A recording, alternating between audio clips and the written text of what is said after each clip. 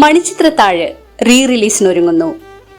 31 വർഷം മുമ്പ് റിലീസ് ചെയ്ത മലയാള സിനിമയിലെ എക്കാലത്തെയും ക്ലാസിക് സിനിമ എന്ന് വിശേഷിപ്പിക്കാവുന്ന മണിച്ചിത്രത്താഴ് റീ റിലീസിനൊരുങ്ങുന്നു.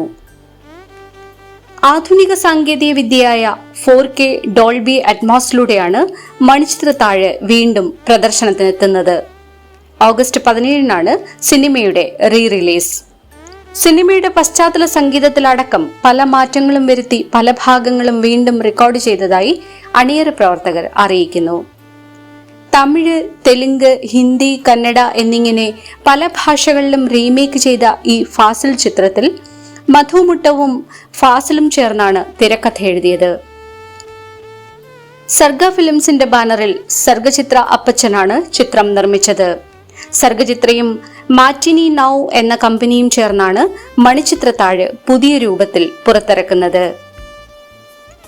ഡൽഹിയിലെ നാഷണൽ ഫിലിം ആർക്കൈവ്സിൽ സൂക്ഷിച്ചിരുന്ന പല പതിപ്പുകളിൽ നിന്നും തിരഞ്ഞെടുത്ത പതിപ്പാണ് പുതിയ രൂപത്തിൽ പുറത്തിറക്കുന്നത്.